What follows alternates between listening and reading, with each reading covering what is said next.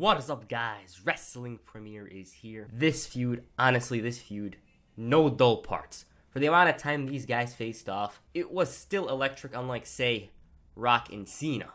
Both men just had the impeccable talent on the mic and in the ring. Their chemistry was out of this world. Simply put, this feud spanned 5.5 years, and I'm not going to be able to cover the entire thing. This is 97 from 99, but in each of those iterations, it was different. The first one was for a mid-card belt. The second one was about the WWF's most coveted prize. The third one was about the title once again, but it was personal. And the fourth one, it was just about respect. The Rock, it was eating him up inside. He just wanted to beat Stone Cold Steve Austin, simply put. This feud featured a bunch of wild stuff, such as titles getting thrown into the sea, wrestlers themselves getting thrown into the sea, beer trucks, wives forced to manage their husband's rival, and the matches always delivered. Right now, let's get into it. Now, as you may know, both The Rock and Stone Cold Steve Austin in late 1997 were stars on the rise, especially Austin. Everyone knew he was certainly winning the title, and it wasn't a matter of if, but a matter of when. As for The Rock, he was starting to get real comfortable after joining the Nation. It seemed like Rocky Maivia found himself, and within months of joining the group, Rock was already the so-called leader. The feud itself began on the November 10th, 1997 episode of Raw, or The War Zone. On that night, Stone Cold Steve Austin was interviewed by Michael Cole. This was about his title victory the previous night of Survivor Series. As Austin spoke about Survivor Series, Rocky Maivia alone interrupted. He straight up believed that he was the best IC champion there ever was, and eventually, he was going to win the title back. He questioned Austin's manhood in order to goad him to accept the challenge. Austin accepted before challenging The Rock to get a decent haircut. He didn't give a damn if The Rock wanted the match, and Maivia doesn't suck because the fans say so, but it's because he, Austin, says so. So the match is on. The following week, Stone Cold Steve Austin made his way down to the ring. He wanted to chat a little about Rocky Maivia. He wasn't in a pleasant mood. He asked the fans if they'd like to see Rocky get an ass whooping, and he immediately called out the Nation and The Rock. The four men made their way out, and Austin refused to show any fear. The Rock instead commanded the rest of the group to go after the Texas Rattlesnake. The trio surrounded the ring, and when they entered, D'Lo received the biggest can of whoop-ass. Meanwhile, The Rock managed to steal the Intercontinental Championship, and he raised it as if it's his. Explanation: D'Lo was bait. That's it. He was there to take the beating while The Rock managed to capture or steal the Intercontinental Championship. At the end of the night, Rocky and Maivia faced Dude Love. JR and Jim Cornette expected Austin to strike because it would have been out of character for him not to. And guess what? He did. The Rock ran right the hell out of there while the Nation took the punishment. He did manage to escape with the Intercontinental Championship though, and seeing as he was holding the title, The Rock and the Nation made their way out to the ring in order to address Stone Cold Steve Austin on the November 24th, 1997 episode of Raw, or The War Zone. The Rock said that he's the people's champion, the real Intercontinental Champion. The fans booed, and once again, Rocky called himself the best damn Intercontinental Champion there was. Rocky sucks chants intensified, and damn, were they loud. The lights began flickering, the Titantron said, "Rocky sucks. Rocky sucks." The Nation then went out to the TV truck to deal with these issues when we find Austin messing around in the booth. He's pushing all the buttons, and all of a sudden, Austin from out of nowhere stood behind the Great One. And this is the best part. The Rock received a message on his pager, and he was shook. Austin opened a can of whoop-ass before the Nation made their way out to make the save. Austin brought a chair into the ring, and the four men ran the hell out of there. Austin then told Rock to have a good Thanksgiving, and he delivered the bird. On the final Raw's War before In Your House D-Generation X, The Rock faced Vader. First of all, we received this gem. I mean, this thing is probably the greatest moment of 1997, and that year was full of such great stuff. Also, another thing to mention is that this was the first time Stone Cold Steve Austin cracked a cold one. He's playing loud music and just chilling. The Nation had to deal with not only Vader, but Austin himself, and it seemed like a very uncomfortable situation for the Nation. And the fact that Austin brought in a truck to the arena, once again, probably the first time to ever happen. Now, Austin, he really wanted to get his hands on Rocky Maivia. He stole his title, and he's been holding it hostage for like 2 weeks at this point, and so he was ready to fight, simply put. As for their match at In Your House D-Generation X, it just showed how crazy Stone Cold was. He was scared of absolutely nobody. It didn't matter if the Nation got involved. He was prepared, and just like the commentary team was saying during this time period, it was Austin against the world. As for The Rock, he was receiving heat. The fans really took a disliking to him, and when Austin came out, he arrived in a truck. The match itself was short before what went on. It was definitely memorable. The Nation ganged up on Austin. D'Lo was sent into the pickup truck, and that stunner on top of it didn't help his knees. Austin cleared house easily, and the match was so short that Austin didn't even take off his vest. It lasted 5 minutes, and he made easy work of The Rock. Now, you're wondering, why was this so damn short? Well, it's simple. Austin was recovering from his neck injuries, hence the short matches. Owen Hart at Survivor Series, he faced him in a matchup that lasted about 5 or 6 minutes. That's it. They were preparing Austin, they were prepping him for the Royal Rumble and WrestleMania, and they wanted to protect their investment, and rightfully so. I mean, you don't want Stone Cold to get injured before WrestleMania. It would be irresponsible, basically. Also, if I had to give you one match to know exactly who Stone Cold Steve Austin is, it might as well be this one. He whooped ass, was the toughest guy out there, and he reclaimed his title. The next night on Raw or the War Zone, Stone Cold Steve Austin did the unthinkable. Just as his match with The Rock was about to begin, Austin decided to come out in his street clothes, and Vince then brought out a bunch of officials to keep this situation from boiling over. And plus, Austin himself was a pain in his boss's butt. Vince assumed the champion wasn't prepared to wrestle, but Austin was ready to go. Instead, he decided not to wrestle. Why? Because he's already beaten The Rock. Vince threatened to strip him from the title, and Austin himself threatened to knock down the boss's teeth. Austin, though, he had other plans. He said that he had already won the tag, the Intercontinental titles, so he's forfeiting the title in order to pursue the WWF Championship. He literally handed the title to The Rock, and he shook his hand. But Austin stunned him afterwards. He then revealed his plans for the next week. He asked the viewers to tune in the same Stone Cold time, the same Stone Cold channel. Now, little context. Rocky was the new champion. Austin wasn't. At this moment, he was just looking to do something with the title, and that's all, basically. On the first Raw of the Attitude Era, in my opinion, The Rock was out to claim his title. He gave Austin about an hour of time to give back the gold. An hour later, The Rock called for him to come out and deliver what's rightfully his, and at this point, I just gotta mention this, The Rock had his character mastered. Just look at that. He knew who and what The Rock was. Austin was then shown throwing a bunch of stuff into the sea. Flippers, snorkels, a cell phone, a bunch of stuff, and in the end, Austin threw the Intercontinental Championship in the sea, and he had absolutely no remorse. He said that he doesn't give a damn if The Rock drowns trying to find it. So now, the feud was over. They did cross paths afterwards, like at the Royal Rumble when they both faced off, and they were the final two, and they went back and forth, and Austin won in the end. And also, they faced off on the final Raw before WrestleMania 14, but other than that, not much. There was not much that was going on. They did interact once in a while, tag team matches, tag title matches, but it wasn't one-on-one as it was previously, until late 1998. Now, in my opinion, the second iteration of the feud began on the October 4th, 1998 episode of Heat. Why? Well, look at that image. At this point, The Rock was a babyface and the crowd really loved him. They liked his character and his values. There was so much tension there. The crowd was certainly interested in seeing them come to blows, but it didn't happen. Instead, they were partners about a week later. The Rock himself had a problem with teaming up with Austin. He preferred to slap him in the face rather than his hand.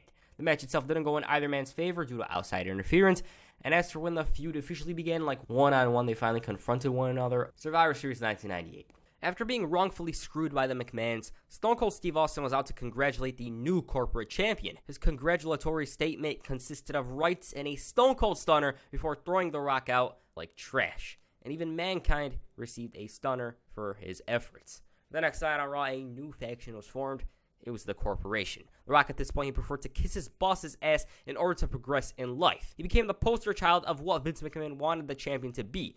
A puppet. As for Stone Cold Steve Austin, he was totally the opposite. He wasn't wearing a Versace shirt or Armani, none of that stuff. It was jeans, a t-shirt, and a beer. That's all. Austin actually interrupted this Corporation segment, and he was out to reclaim that WWF Championship. He revealed that Shane issued a clause in his contract that allows for him to face the WWF Champion on November 16th. By the way, this episode was the November 16th episode. Vince believed that he overruled it, but Austin brought out a piece of paper, legal binding, that allows him to face the WWF Champion, and he even showed a judge confirming this document was signed by Shane McMahon. He was going nuts, and Austin had a smile on his face, and The Rock, well, it was put up or shut up time for him. As for the match itself, well, The Rock had a little help on his hands in escaping with the WWF Championship. First of all, the crowd was really into it. They were all in on Stone Cold Steve Austin. Second, Mankind interfered. And third, The Undertaker blasted Austin with a freaking shovel. Austin had the match won. The crowd truly believed it was his night. I already knew the results, but I actually believed that Stone Cold maybe he was going to win the title. But it wasn't to be. The feud, though, would be put on hold, and it wasn't revisited until later on. It was Austin who cost The Rock the title, and man, the loudest pop I've heard in my opinion.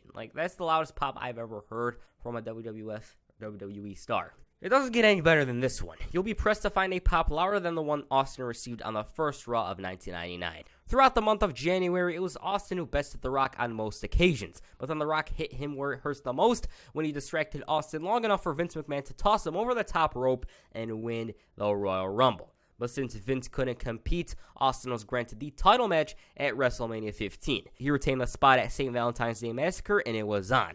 The Rock versus Stone Cold Steve Austin, First Union Center, WrestleMania 15, March 28, 1999.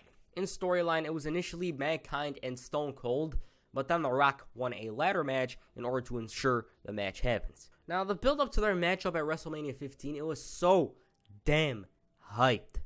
The build-up was heated, and it was filled with so many roadblocks that Stone Cold Steve Austin, while in the storyline, there was doubt over whether or not he was going to make it there. The Rock, he was behind Vince, Big Show, Paul White, Kane, a bunch of guys, and then and only then at WrestleMania will Austin reach him. That was basically the story of how the match was built. At one point, Austin did hit the stunner on The Rock, but he was too busy fending off the corporation. But he was also going to have to deal with the Big Show, Paul White, being the special guest referee. But on the final Raw is War before WrestleMania, these two finally confronted one another in this segment. I think you guys know which segment I'm talking about. This is basically when things started to pick up. That's what I'm trying to say. Because they fought beforehand in a tag match and all that stuff. This is where things were taken to another level. So The Rock and the corporation were in the ring putting themselves over, right? The Rock said that when it's all said and done, there's no way Austin's going to beat him to become the WWF champ. Austin took this to heart and he walked out of the arena. The Rock continued rambling on about how he lives to entertain the millions and millions of his fans, and he lives to kick Austin's monkey ass all over God's green earth. Vince then made Rock the referee for the Stone Cold and Big Show main event, but then Mankind interrupted. He managed to finagle his way into a match against The Rock for the right to officiate the main event. Then Austin brought out the damn beer truck. Vince was shook, Shane was angry, and The Rock, he was fuming too. Stone Cold said that he's jerked around long enough, and with Paul White as a special referee or without him, he's winning the belt regardless. He was fed up with listening to The Rock's nursery rhymes, and he wanted him to get serious because he's gonna, and this is Stone Cold who's talking, he's talking about himself in third person, he's gonna take himself to Philadelphia, check right into the SmackDown hotel, roll right into room 316, and bang that SOB into the ground, and when that bell rings and the match is over, Rock's looking at the next WWF champion, Stone Cold Steve Austin. Austin, though, despite all this animosity towards The Rock, this hatred, he wanted to share a little pre-match beer with his opponent. As The Rock was bragging about how Stone Cold's not going to do this or whatever, Austin sprayed them with beer. Vince was trying to escape, and it seemed like he was drowning. He was swimming his way out of there. The crowd was loud, and overall, this is definitely, in my opinion, in the top 10 most memorable segments in WWE history. As for the main event, Mankind officiated the bout, and Austin beat the Big Show clean. The match was planned for WrestleMania 2000, but Big Show literally offered to lose to Austin on free TV. Anyways, it wasn't Austin who stood tall heading into WrestleMania. It was actually The Rock. As for their match at WrestleMania, I'd personally say it's my favorite WrestleMania main event up to that point. The intensity, the whole feeling, it was so damn good. The Rock with the slow walk, that music of his, everything was there. JR was back, and it's crazy to think that The Rock was 27 years old at this time. Austin forgot his vest at home during that time, hence the t-shirt, and the match itself, the most attitude era match there is. They were fighting right from the beginning. It was fast-paced, and if you blinked, you might have missed something. The no DQ stipulation really benefited both men. It seemed like they really hated each other, and if you want my match analysis on it, check out this video. Anyways, Austin emerged victorious. Rock failed to retain the title after a memorable sequence. Vince was seething, Mankind counted the fall, and all was good in the World Wrestling Federation. But yes, overall, the build-up in the match itself delivered. The excitement, the drama, everything was there. The energy, everything was great about this one to me. And shockingly to many, it's the weakest match there is. But this wasn't the end of their feud. On the March 29, 1999 episode of Raw's War, Stone Cold Steve Austin demanded that Vince McMahon bring back his smoking skull title that's hanging on his mantle in Connecticut. Austin wasn't content with the regular WWF title. He wanted his custom-made title, and he wanted it immediately. He said that he looks at this title, and it just ain't worth the aggravation. It ain't gonna cut it. The fans were shocked to hear that he's gonna relinquish the title, and Vince came out with a smile on his face. Austin threatened Vince, but the boss said that if the champion lays a hand on him, he'll be fired on the spot.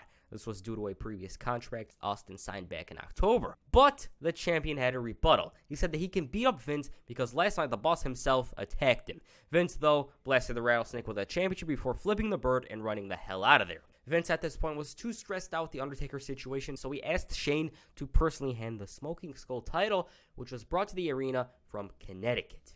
Raw was nearby, so explains things. Shane, though, he had a point to prove. He gave the title to The Rock. Seeing as The Rock and Shane refused to hand over his property, Austin decided to stick it to the McMahons by tearing down the damn Titantron. Big Show, who actually turned face, he pulled down the Titantron and Austin tore it apart. This was also because Shane provoked him by putting up an image of the Smoking Skull title on the Titantron. Rock managed to keep a hold of the title, and so Austin retaliated. The funny part about this is the fact that Vince wasn't really involved, and he didn't partake in all of this, but Austin cost his company hundreds of thousands of dollars. Now, seeing as The Rock was still in possession of the title, Austin was on a mission to reclaim his property, his gold. He wanted that title back. So The Rock asked Stone Cold that if he wants the piece of trash, he come gets the piece of trash. Throughout the night, The Rock was just chilling. He was fishing at one point. He actually received a message that said 316 on his pager. At the end of the night, Stone Cold finally confronted The Rock, and this part just gets me. Well, The Rock smells trash. What can I say about that? Nothing bad. Austin laid the smackdown on The Rock's candy ass, but then a rake to the eye ended everything. Rock blasted Austin with a fishing pole before trying to push him over the bridge. Austin held on for dear life, and the final words he heard were, "Go to hell." Rock punched him, and he just fell off the bridge, and basically Austin was dead, I guess. But anyways, with that said, The Rock gets me. He's trash talking the entire time. He's getting his ass kicked. He's pushing him off the bridge. He's got something to say in every moment. The Rock then told Austin to take the title to hell with him, and he threw it over the Detroit River. Like I said, this in storyline meant that Austin was gone. On the final Raw's War before Backlash, The Rock held a funeral for Stone Cold Steve Austin. He knew Austin was coming, but this was a way of sticking it to the WWF champion. He even conducted the funeral himself. The Rock even prepared a eulogy for his fallen enemy. You know it's a eulogy when you hear The Rock starting off with these words. Dearly trailer park trash. The Great One proceeded to trash the hell out of Austin before revealing a little something.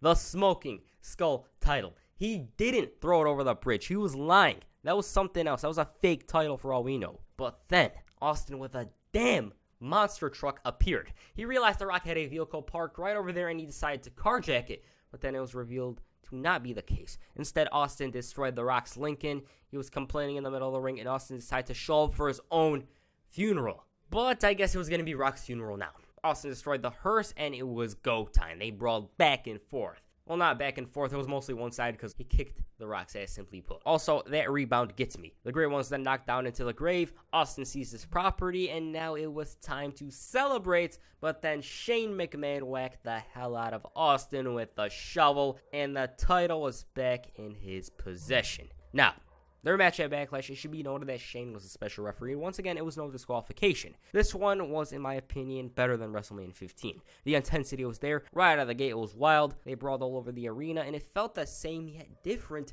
to the WrestleMania 15 match. I mean, just go watch it yourself. It was like they built on top of it. Like WrestleMania 15, this is how good it was. They decided, you know what, we're going to make it better. At least that's what it looked like to me. Shane was a slimy ref. In this part, nothing tops it, in my opinion. The Rock's recording some kind of footage. He's trashing Austin, and while he's showboating, Austin from out of nowhere flips the bird and hits the damn stunner. This wasn't it, though. Rock at one point managed to hit the rock bottom, but he just couldn't cover Austin, so Shane put the Great One's arm on top of Austin, but the champion kicked out. The Boy Wonder then brought in the title belt, and he missed. He blasted the Rock. Austin went for the cover. 1, 2. Shane had a look of disgust on his face, and he refused to count the fall. He then ran the hell out of there, and Vince came out with Earl Hebner, and he blasted his own son with the title belt. In the ring, Rock tried to use the title himself, but Austin ducked and hit the stunner before blasting the Rock with the title to retain the gold. He's finally reclaimed the Smoking Skull belt. It was a long time coming. Vince presented Austin with the title, and it was time to celebrate. Now, this is where I'm going to have to end it because the 2001 one, well, to be honest, that is basically done, but the 2003 one wasn't done.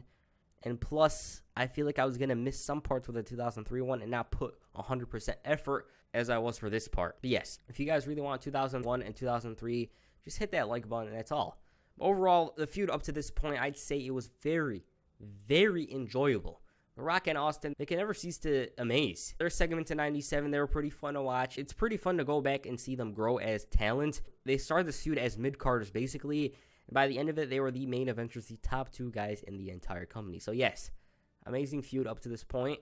Great stories, matches, everything. The Rock was the outspoken heel. Austin was the in-your-face type guy. And yeah, I loved it. Like the monster truck thing, the funeral, the bridge, everything was so great about this damn feud. So yeah, if you guys really want it, hit that like button. And if this video is successful, then I'll guarantee it'll be the next video. So yes. If that's your first video, make sure you hit a rock bottom on the like button and perhaps the stone cold stunner on the subscribe button. Peace, I'm out.